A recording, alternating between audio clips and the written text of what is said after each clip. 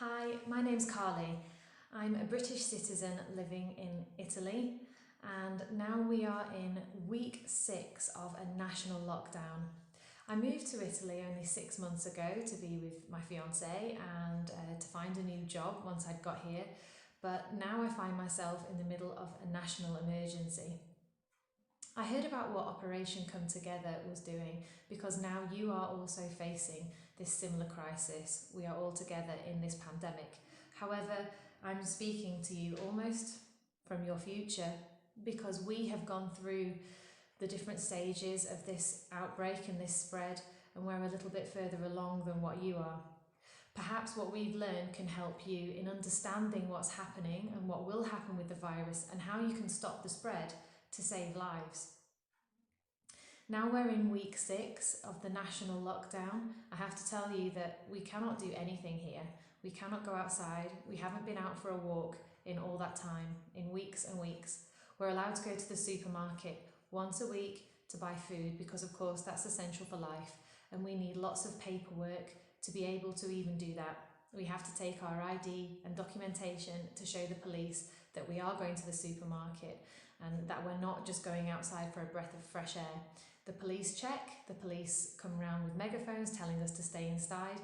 And now at this point, we thought that we maybe would be able to at least go and have a walk, go on a bike ride, just get some fresh air. But the message is no, we still have weeks and weeks of this level of lockdown to go.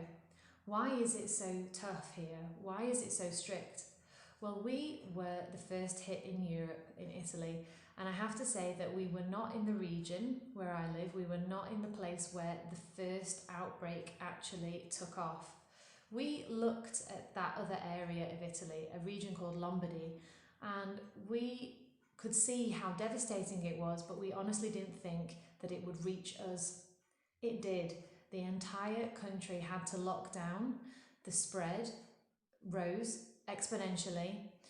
We had thousands and thousands of cases and the highest death rate of the world. People don't think that this will affect them. Maybe they have to know somebody first to believe it's real, but this is a very real situation and the entire country is suffering. We're suffering economically, we're going through physical, emotional and mental challenges, but yet we carry on because we know it's necessary. After 5 weeks, our efforts are starting to work and the cases are declining. The death toll is declining as well, but we're in it for a long time still because if we suddenly go outside and forget everything we've done, we'll reverse all the good work that we've made and the progress we've made so far. So now the message from the government is to not let our guard down, not give up, and we must continue in this fight. It's awful, it's really difficult, it's so hard to keep living like this, but we know that we have to, otherwise the virus will take hold again and we could be in this for much, much longer. The virus is extremely dangerous and extremely contagious. We were told at the beginning that the weak and the old and the vulnerable are particularly affected, and that is true. But young people do catch this as well. Young people do die from this as well. It's extremely serious and is not to be taken lightly. My fiance's friends have been affected. Their parents have died. My fiance's cousin was in the intensive care unit for over a month, intubated, and then was later put on a ventilator with the hope of recovery. Our healthcare system has been collapsing this whole time, and doctors and nurses are also dying in the fight to contain this virus. This is like nothing we've ever seen before.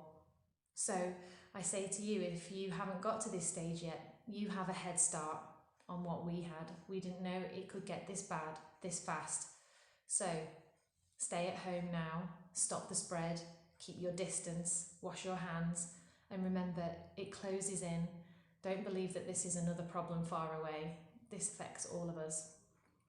I wish Operation Come Together all the luck in the world with their project to put much needed supplies on the front line to the doctors and nurses who are fighting this and who will see us through. So take care, keep safe.